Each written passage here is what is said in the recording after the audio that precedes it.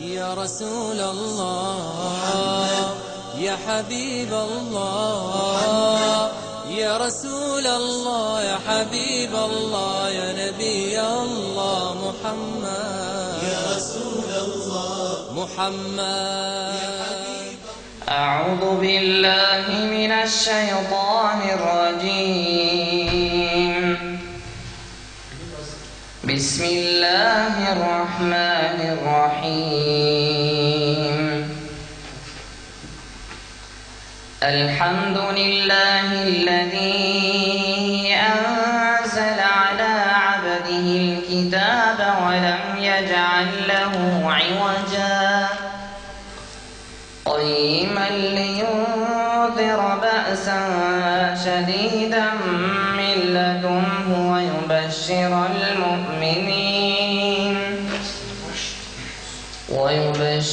المؤمنين الذين يعملون الصالحات أن لهم أجرا حسنا ماكثين فيه أبدا وينذر الذين قالوا اتخذ الله ولدا ما لهم به من علم ولا لآبائهم كبرت كلمة تخرج من أفواههم إن يقولون إلا كذبا فلعلك باخع نفسك على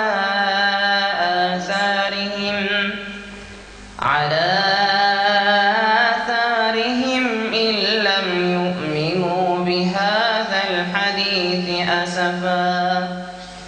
سبحان ربك رب العزة عما يصفون وسلام على المرسلين والحمد لله رب العالمين. الحمد لله والصلاة والسلام على رسول الله عليه وعلى آله وصحبه ومن والاه. أما بعد، السلام عليكم ورحمة الله وبركاته. عودتنا مدرسة سراغاش على أن التنافس أو تعليم وتعلم التنافس في الخيرات وفي تعليم الشباب أمور دينهم وتعظيم شعائر الدين. ومن يعظم شعائر الله فإنها من تقوى القلوب. فهذا ما تعودنا منه من هذه المدرسة المباركة والقائمين عليها وطلابها. نسأل الله سبحانه وتعالى أن يجعل ذلك في ميزان حسناتهم وأن يجازيهم بذلك الجنة. هذه المسابقة تقام في الأذان واختيار الصوت الندي والشجي في المؤذنين. هذا مما يبعث على التنافس في إظهار الإمكانيات والقدرات الصوتية لدى كل مؤذن، حتى أنه يظهر بهذا المظهر وبذلك الصوت أمام المصلين في مساجدهم، مما يحبب الناس في القدوم إلى المسجد. من أسباب تحبيب الناس إلى المساجد صوت المؤذن. عندما ممكن يكون إنسان لاهيا مشغولا خارج المسجد في وقت الصلاة، عندما يصبح صوت المؤذن ربما يأتي إلى المسجد بسبب هذا الصوت. فلذلك حث النبي صلى الله عليه وسلم على تعليم الأذان لمن هو أندى صوتا. فلذلك لابد علينا أن كلنا أن نتنافس في ذلك وأن يقدم من هو أندى صوتا. وقد حدث ذلك في دولة غير مسلمة تسمعون عنها، دولة أستراليا، يعني قارة بالكامل. في أحد مدنها الناس كانت تمشي والرجل معه على التليفون صوت مؤذن، يعني نغمة الموبايل نغمة أذان. وكان الناس يركبون حافلة، هو كان راكب في حافلة ومعه كثير من الناس في الحافلة. عندما سمع صوت الأذان في التليفون معه، من خشوع الناس لهذا الصوت أن السائق نفسه توقف، أمسك فرامل كما تسمى، ووقف في قلب الطريق، وكل الناس أصغت أذانا. لماذا؟ لسماع هذا الصوت، رغم أنهم مشركون، رغم أنهم ليسوا مسلمين. فربما يكون صوت الأذان الجميل أيضا دعوة منك إلى دين الله سبحانه وتعالى. فهذا ما جعل هذه المدرسة المباركة على القدوم على هذا العمل. نسأل الله سبحانه وتعالى أن يجازيهم عنه خير الجزاء. بسم الله الرحمن الرحيم. الحمد لله رب العالمين والصلاة والسلام على سيدنا محمد وعلى آله وصحبه أجمعين. Барлық мақтау Аллах Тағала болсын, және де Пайғамбар саллаллаху алейхи ва саллям Аллах Тағаланың игілігі және сәлем болсын. Құрметті жамағат, жиналған мұсылман қауым, осы Сарыағаш медресесінде білетіндеріңіз бар, естігендеріңіз бар. Осы Сарыағаш медресесінде медресенің оқушылары арасында және де медресе, Сарыағаш медресесі осы облыстарда болып жатқан жарыстарға қатысу арқылы осы медреседе бұл кісі айтып жатыр. Біз осы жерде оқып жатқан шәкірттер арасында және де осы мұсылман жігіттері, мұсылман кісілер арасында жақсы нәрселерге тәлімді үйрену және де діннің білімдерін үйрену арасында қызықтыру үшін осындай жиналыстарды, осындай жарыстарды өткізгеніне куә болдық. Осы жерде осы жиналыстарда және де жарыстарды басқарып жатқан ұстаздарға және де осы медресенің әкімшілігіне бұл кісі Аллах Тағала осы жарыстарға себепші болған кісілерге Аллах Тағаладан рахым болсын, және де Аллах Тағала бұл кісілерге Аллах өзі уәде еткен жәннатты нәсіп етсін деп дұға айтып жатыр бұл кісі. Неге? Өйткені бұндай жұмыстар мұсылман қауымның ішінде осы ислам дінінің дамуына себеп болатын бұл қызметтерге кіреді екен. Өйткені Аллах субханаху ва тағала не деп айтады? Кімде-кім Аллах Тағаланың діндегі негіздерді, діннің ұстанымдарын кімде-кім оны құрметтейтін болса, ол кісінің жүрегіндегі тақуалығынан деп айтады. Демек, Аллах Тағаланың діннің негіздері, діннің белгілерін ұлықтау, ол үшін, оны көтеру үшін, қадірлі ету үшін амал қылу, ол адамның жүрегіндегі тақуалықтан екен. Ал енді бұл жерде, бұл сондай жарыстардың бірі, бүгінгі бәріміз келіп отырған азан жарысы. Бұл азан жарысында дауыстың көркемдігі және де дұрыс сөздерін дұрыс араб тілінде айтылуы шарт етілген, және де өзге де сұрақтар бар. Енді бұл адамның азан айтушының әрбір мешіттегі және де әрбір азан айтушының дауысының көркем болуы бұл діннің негіздерін ұлықтауға жатады екен. Қалайша? Өйткені сіз азан айтып жатқан кезде сыртта осындай микрофон арқылы, дауыс арқылы сыртта жүрген адамдар бұны естіген кезде мешітті жақсы көреді. Бұл азан айтушы өте көркем, өте бір толық айтып жатқан болса, далада жүргендерде мұны неткен әдем көркем бір дауыс екен деп осы мешітке барайынша. Осы кісілер азанда, осы мешітте азан айтқаннан кейін қандай амалдар жасайды екен деп дінге деген махаббат ашылады. Соған адам себепші болады екен. Азаншының дауысы да сырттағы адамдарды дінге шақырушының біреу екен. Оған дәлел сол бұл кісі айтып жатыр, Австралияда бір жағдай болған дейді. Ол кезде барлығымыз хабарымыз бар. Енді көпшілік халық ол жерде мұсылман емес. Бір кісі, мұсылман кісі телефонына сол жаңағыдай звонок келген уақытта, осында біреу звондаған кезде, хабарласқан кезде, оның үніне, дыбысына азанның сөздерін қойған екен. Сонда бір азан айтқанын қойған, біреу хабарласып жатқан кезде сол азан айтылады. Өте көркем дауысты бір кісінің азаны қойылған екен. Ол кісі көшеде автобус көлікте кетіп бара жатқан кезде, көп адамдар мінетін үлкен автобуста кетіп бара жатқан кезде бір күні кенеттен телефон жырылдайды. Телефон жырылдаған кезде жаңа азанның дауысы шығады ғой, өте көркем дауыс болады.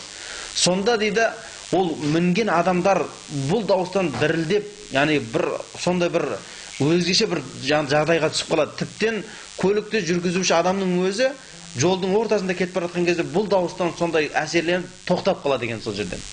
Анау көлікті басқара алмай тоқтап, сол жерге тоқтап қалады да. Бұл қандай елең еді.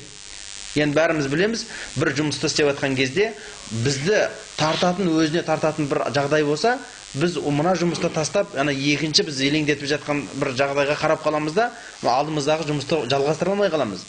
Ол кісі қандай болған? Сондай бір көркем дауыста азан айтылып жатқан үнді естіген кезде, көлік жүргізушінің өзі бұл жерде көлігін жүргізе алмастан тоқтап қалған дейді.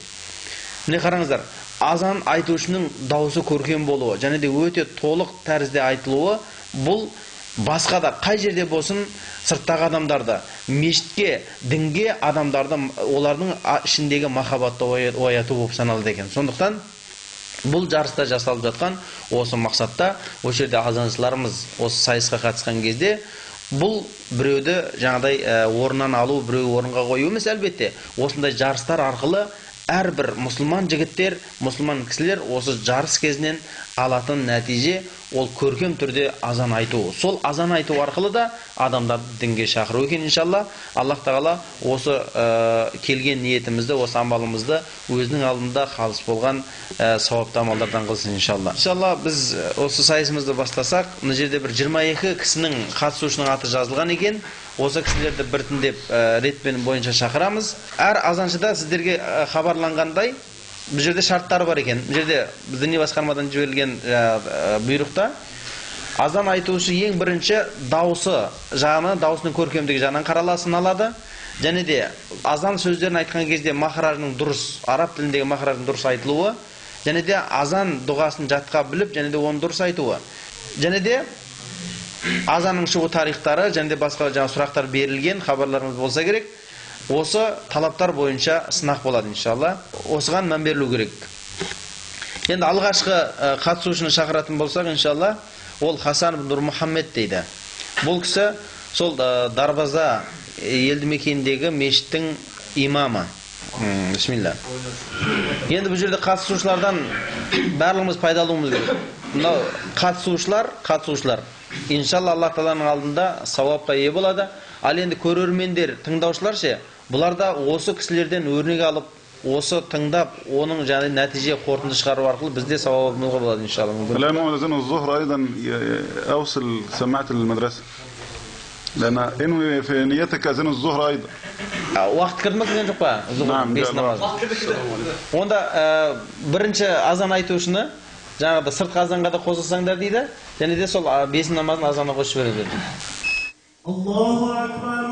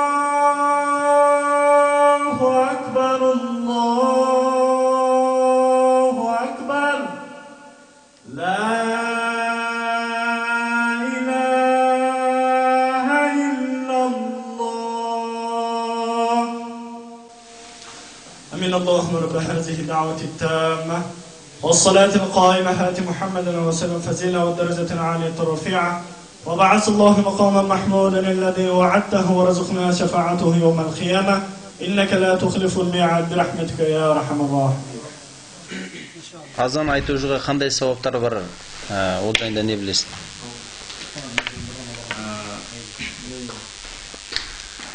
Ескен хадисім бар оқымаған. Кімде кім азан айтатын болса, азан дауыс қай жерге дейін жететін болса сол жерге дейін күнәсі кешіріледі деген.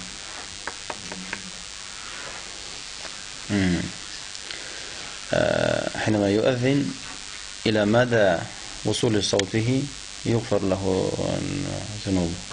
تمام بارك الله فيك. Екінші қатысушы Жартыбаев Жеңіс. Бұл кісі қай жақтан? Абай ауылы. Мешіттің қай мешіттікі? Ешен баба мешіттің. Мен қарият Абай муаззин фил масжид. صباح الدين. أعوذ بالله من الشيطان الرجيم. Келесі қатысушылар ауызы бисмилlah емес, бірден азан бастайды. هذا إذا أردته قله في نفسك لكن لا تجهر به. Іштен айтуға болады масжид қалдырмайды. الله أكبر الله أكبر الله أكبر الله أكبر أشهد أن لا إله إلا الله أشهد أن لا إله إلا الله أشهد أن محمدا رسول الله أشهد أن محمدا رسول الله حي على الصلاة حي على الصلاة حي على الفلاح حي على الفلاح الله أكبر الله أكبر لا إله إلا الله. Tamam. Азаншы адамда болу керек болған сипаттар. Адамда ең бірінші керекті болу. Жоқ, шарттар емес, сипаттар деген. Яғни қандай қасиеттер болмаса сипаттар деген сол. Енді ханафи мазхабы несі бойынша бірінші ақыл-ес дұрыс болу керек. Тағы Тақуалы, сүннетті Құранды жақсы білетін, намаз уақыттарын жақсы білетін болу. هو ما فهم أو هو ظن أن شروط وكررت الكلام والسمات هو بدأ أن يكون بالغا وأن يكون تقيا وأن يعلم كل أوقات الصلوات. من اشترط شرط البلوغ في المذاهب الأربعة؟ من الذي اشترط شرط البلوغ؟ балағатқа жету керек деген қай мазхабта деп жатыр? Ханафи мазхабы. أبو حنيفة. أبو حنيفة اشترط شرط البلوغ في المؤذن. Bizim mezhepte sol. تقول هذا بعلم أم تقول هذا kitapta okugan ba, жоқ әлде қалай? Жоқ қалай? Бұны kitapta оқыдың ба? Несінде ол жай ғылым қалында, ислам қалында ақыл-ес дұрыс болу. Балағат жасы айтылған ба, айтылмаған ба? Балағат жасы айтылмаған. وعندنا في كتاب باللغة القزاقية مبتدئين وفيه ليس العقل، اشترط العقل. لكن هناك فرق بين العاقل وغير والبلوغ. البلوغ هذا يعني لا يؤذن إلا عند سن 18 مثلا أو 16. Енді ол ақыл есі дұрыс болу менен балағатқа жету деген арасында айырмашылық бар ғой. Мысалы ақыл есі бүтін дегені ол мәселен ол балағатқа жету деген басқа да, ол дені сау. Ал енді ақыл есі бүтін деген ол дені сау адам емес. Ол мысалы айтқан сөзін дұрыс не айтқан білмейді. Арасында айырмашылық бар да, бұл шарт оған кірмейді. واشترط العقل لأن هناك فرق بين العقل والبلوغ. العقل ممكن يكون الإنسان عنده 60 عاما وليس له عقل، والعياذ بالله هو الأحمق والسفيه، تمام، المجانين. هذا لا يصح أن يكون مؤذنا. لكن لو أن طفل عنده 5 سنوات 10 سنوات وصوته ندي وأجمل صوت في الموجودين يقدم للأذان، ليس هذا فيه مشكل. سؤال لك قبل أن تقوم، هل يشترط في المؤذن الطهارة؟ ترجم من أول ما قلت يا شيخ ثم هذا السؤال. жаңағыдай балағат пен жаңағыдай ақыл арасын жаңа түсіндік қой, иә? Мәселен, ақылды болу мен балағатқа жету екі нәрсе. Өйткені ол ақылды адам ақылды адам. Ол балағатқа жетпесе де, дауысы көркем болса, мәселен 5 жасар, 6 жасар болса, оған азан айта беруге болады. А бірақ ол дені дұрыс емес адам, ол азан сөздерінің орнына басқа сөз қосып берсе қайтеміз.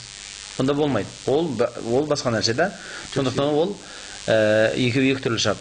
Ендігі сұрақ, азан айтушыда дәрет болу шарт па, шарт емес па? Дәрет болу шарт. Егер дәретсіз айтса, азан дұрыс емес. Дұрыс па, дұрыс емес па азан? Бірақ шарт емес. Дәретті болу шарт бол.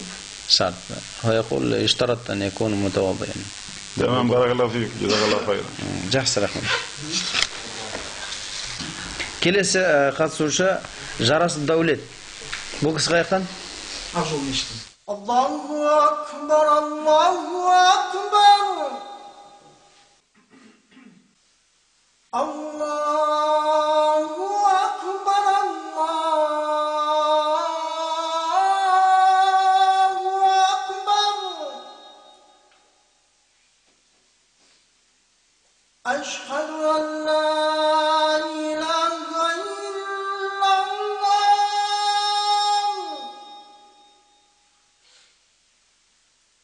أشهد أن لا إله إلا الله.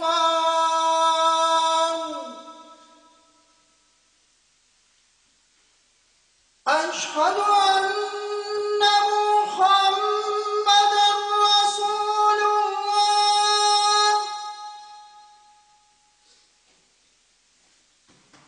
أشهد أن محمدا رسول الله.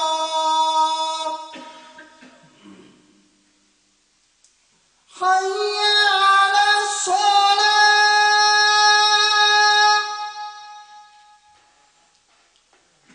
حي على الصلاة.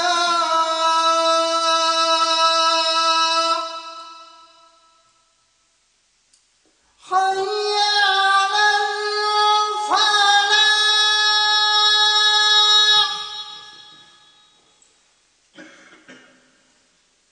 حي على الفلاح.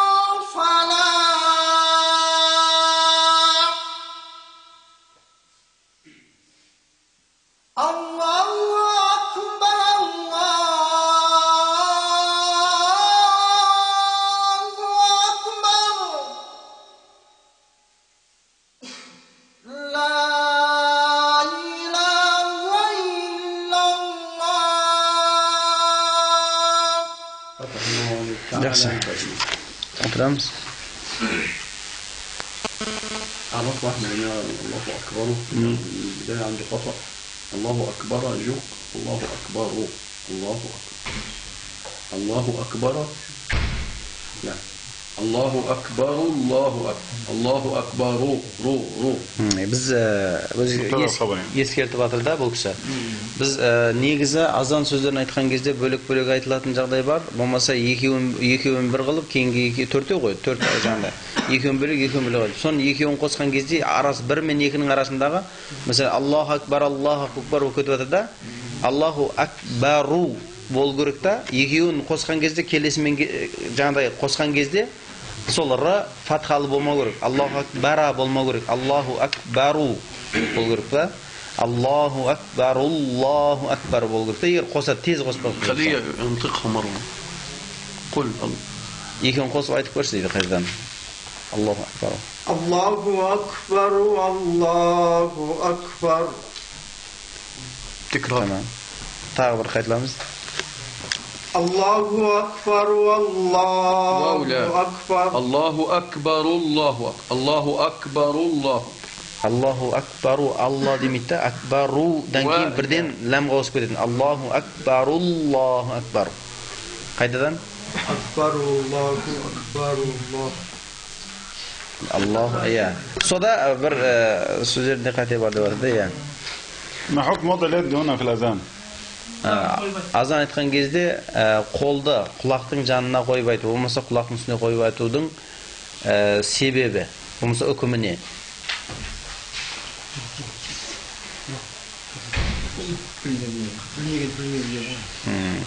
Yok, sebebi kasiyetini bilesiz mi? يقول لا يعرف. ما الفرق بين الأذان والإقامة؟ هات فرق واحد فقط يعني. Azan men qamat bizde takbir var qo'y. Soның arasınдағы ayırmaçılık, bir ayırmaçılık керек. Qanday ayırmaçılığı var? Azan cemaatı mecitke şartı. Qamat cemaatı namazga. أذان لتعليم دخول الصلاة والإقامة لجمع الناس لبدء الصلاة. الأذان صحيح لكن الإقامة هم جمعوا يعني هم أصبحوا 15 100 انجمعوا تمام. لا إقامة يقول هو لبدء لتعليم بدء الصلاة. تمام بارك الله فيك جزاك الله خير. غير شنو Abdülmumin ibn Nurlan kelesi katılışa aynen bu kişi Yenkes avlundağı fikaret Yenkes Allahu Ekber, Allahu Ekber. Allahu Ekber,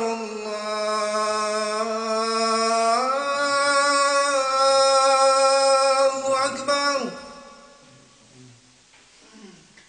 Eşhedü en la ilahe illallah.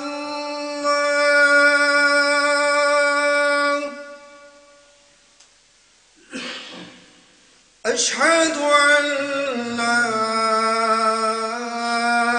إله إلا الله. أشهد أن محمدا رسول الله.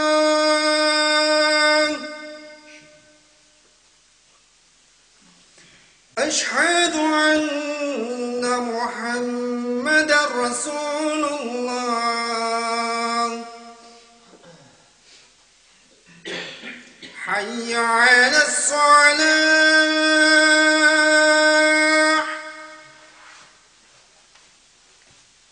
حي على الصلاة.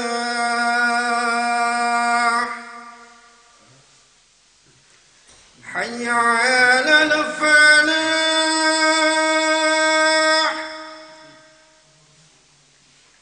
حي على الفلاح.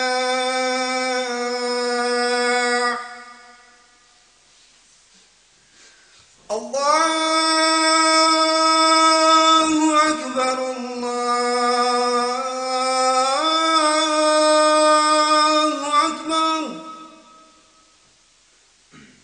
لا إله إلا الله.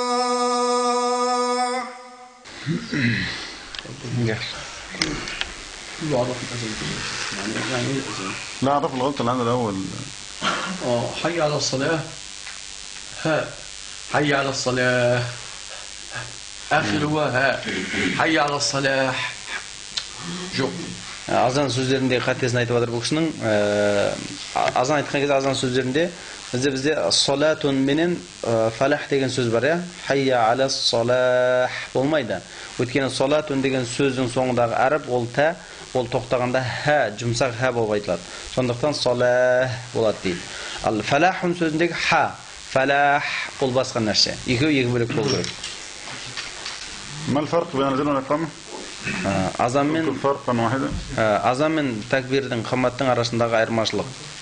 Azan namazının vaktinin kirgenini bildiru, cemaatı şakırу, qomat, жиналған cemaatı namazga turg'uzu, namazga saqlandu, namazga dayınlık etmeklerini, tez aytılатын. الأذان لتعليم دخول الوقت والإقامة لقيام للصلاة. تمام بارك الله. جاهزة.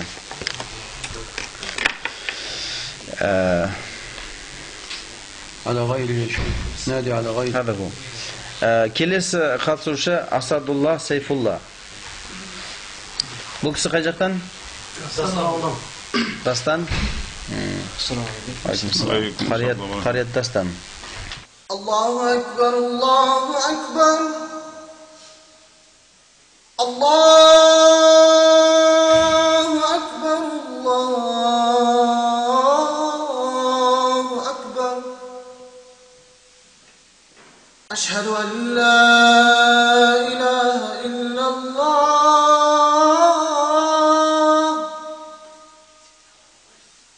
Ashhadu an la ilaha illallah. أشهد أن محمدا رسول الله.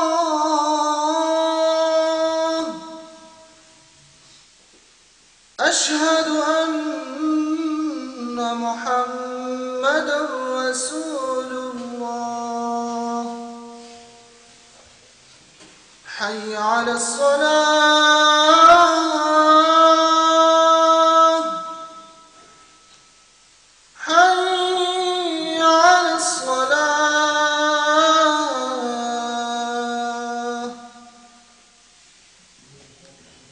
حي على الفلاح.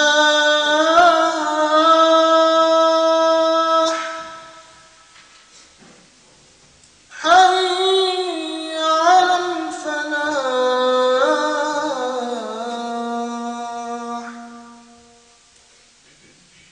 الله أكبر، الله أكبر. لا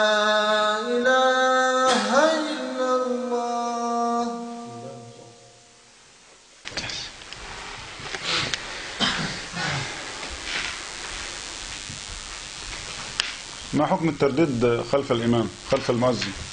Азаншы азан айтқан кезде соның арқасынан естуші адамның сөздерін қайталап отырудың үкімі қандай? حكم الترديد خلف المؤذن لا تأتي لي بإجابات إضافية زائدة. وقال سنة يا شيخ. حكم السنة هنا عندنا السنة، كلمة سنة هذه ليست إجابة. هل هناك سنة مؤكدة؟ سنة غير مؤكدة؟ مستحبة؟ مندوبة؟ كل هذه سنن. المندوب والمستحب والمؤكد وغير المؤكد كل هذه سنن. أي واحد في الأربعة؟ أنت تفهم عربي؟ لا لا. أحسن. من قال لا أدري فقد أفتى. تفضل بارك الله فيك. وعندهم صوت. Келесі қатысушы Кәрімқұлов Фурқат من قرية أبي. صلاح الدين. صلاح الدين. نعم. الله أكبر، الله أكبر. الله أكبر، الله أكبر. أشهد أن لا إله إلا الله.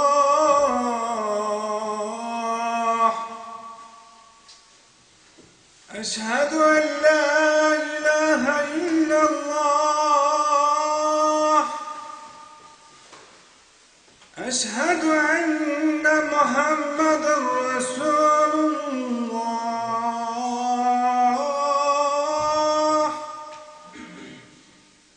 أشهد أن محمدا رسول الله.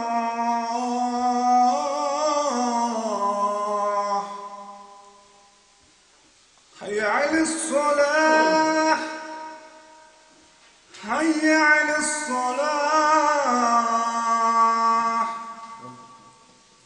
حي على الفلاح. حي على الفلاح.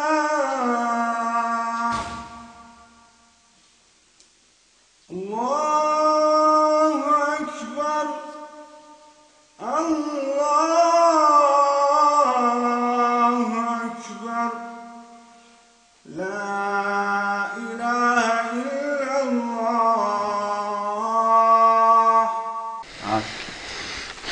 قول يا شيخ نور عندك 2 خطأ. الله أكبر وليس أجبر. قل له يكرر الله أكبر ينطقه هو. Birinchisi azon so'zlarida xatolar bor deydi, ikki xato bor deydi. Birinchisi Allohu akbar so'zindagi ol k harfindagi ortiqcha ovoz chiqaruv bu kisi aytib akbar emas, bu ajbar degan şekilde aytilyapti deydi, jim şekilde aytilyapti deydi. Ol qattiq anday isqiriq bermeu kerak k harfini. Qattiq isqiriq bermeu kerak. Allohu akbar deb aytilu kerak deydi. Ak deb chaqirib الثاني حي على الصلاة بها وليس حي على الصلاة. Ikinci qatesi sol aldınғы qatısında sola hayya ala solah deyenin orna ol ha emas ha olup juan aytılıp atır. Hayya ala solah deb aytып atır. Qol qati. Осы iki qati söz var deydi. Azanul Cuma كم أذان؟ Cumada neçə azan var?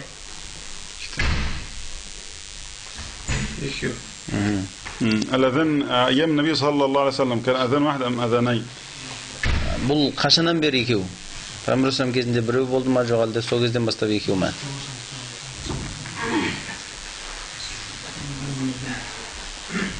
لا يعلم. تمام. بارك الله فيك. Жақсы.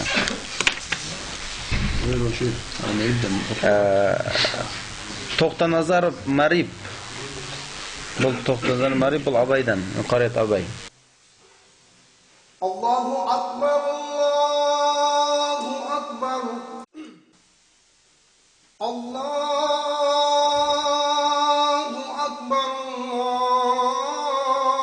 Аллаху акбар.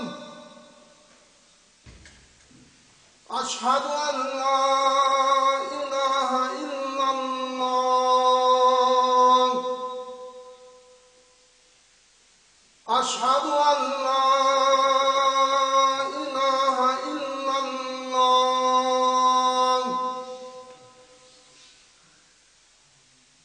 أشهد أن محمدا رسول الله.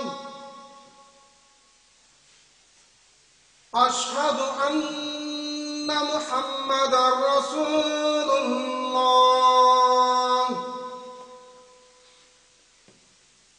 حي على الصلاة.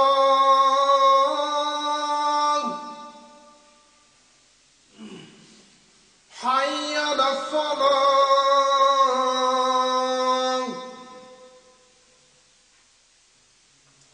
حي على الفلاح.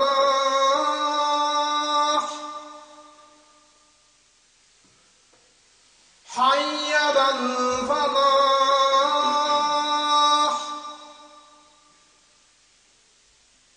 الله أكبر، الله أكبر. لا إله إلا الله. هو الراء عنده مريضة أم ينطقها بعم الله أكبر؟ غريبة كان. خليه يكرر الله أكبر كده. الله أكبر برنش سوزر يا خير لو بيتنش الله أكبر الله. الله أكبر، الله موجود. أكبر. الراء موجود، فلما لما ينطق بقى في الأذان في البداية يعني ودني رشيقها معاه كويس جيدا يعني. ماذا كان ينطقها؟ ما هكذا عائمة بين لام وراء. راء أرفندي أنختق جوقتي تظهر الراء. Allahu akbar. Ramin lam arasında aytılıp atır deydi. Arifin dürüst anıq aytı görek. Allahu akbar. Tamam هكذا. تمام هكذا تمام. حكم الأذان بغير وضوء يجوز أم لا يجوز؟ دارت إذا زانيتوغا بولما مهمة. عند من هذا؟ عندك أم يعني قرأت في هذا؟ بول نيجس ينو aytıp deydi. Dارت إذا زانيتوغا بولmaydı degan sözdü. Allah Teala'nın ilmaları okulgandan keyin shu o'zim tushuncha. بلاش. عندما يجتمع اثنين مؤذنين ويتسابقوا على الأذان أيهما نقدم؟ أنت موجود، آخر موجود، من يتقدم؟ Екі азаншы бар дейді. Екі азаншы бар, соны мешітке азан айтуға тағайындауымыз керек, болмаса соны азан айтқызуымыз керек.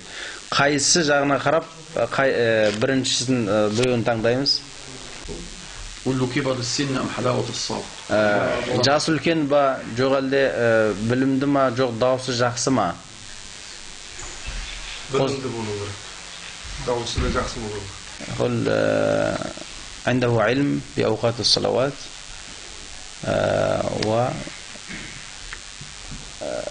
وأندى صوتا. تمام، بارك الله فيك. Келесі қатысушы Қасым Тілек.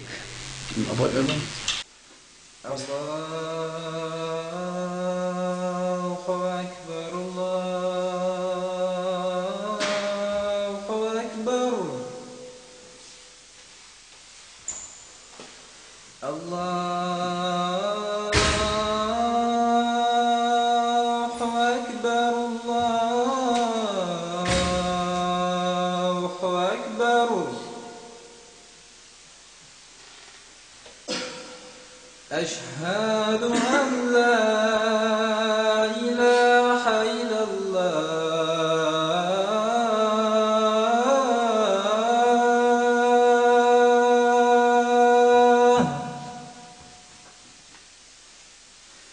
أشهد أن لا إله إلا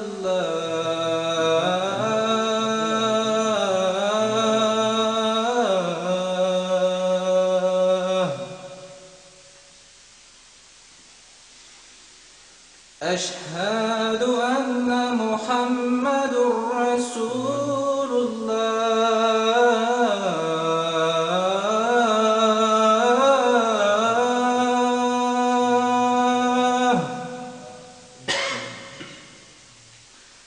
أشهد أن محمد رسول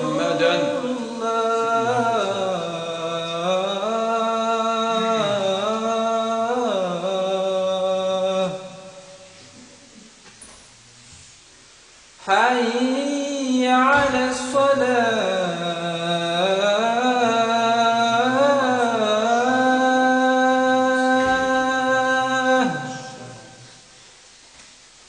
حي على الصلاة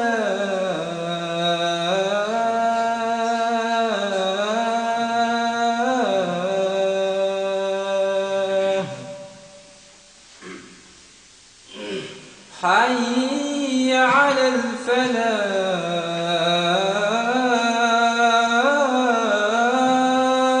الفلاح حي على الفلاح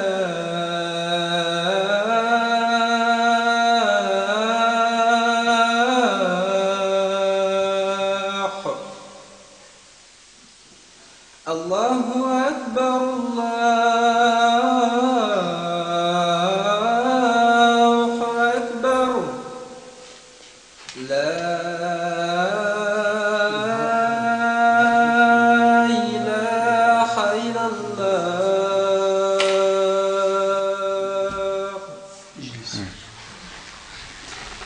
عندك اثنين خطأ.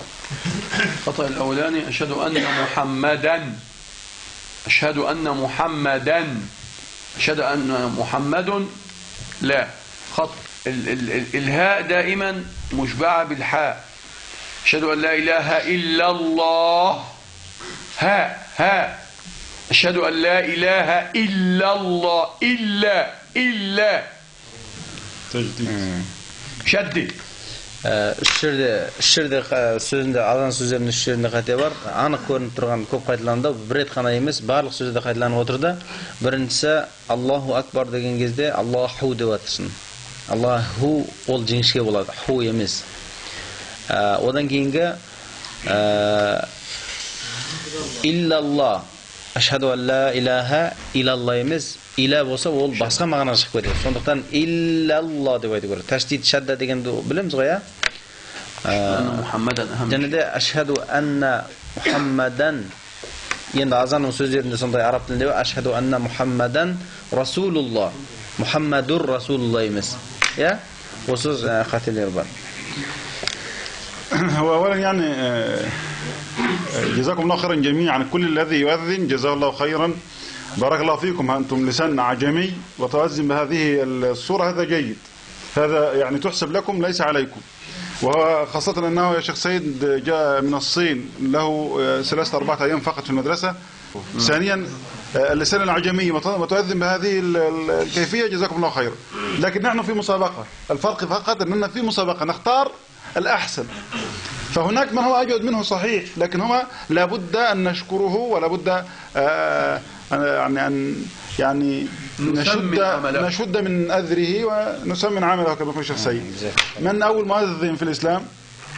سؤال سهل. Eng birinchi azanchi kim islomda? بارك الله فيك. فتح الله عليك. تفضل. يلا غيره مين يا شيخ أمين؟ ندع المؤذن الآخر وبحر. Zarbek O'razbek.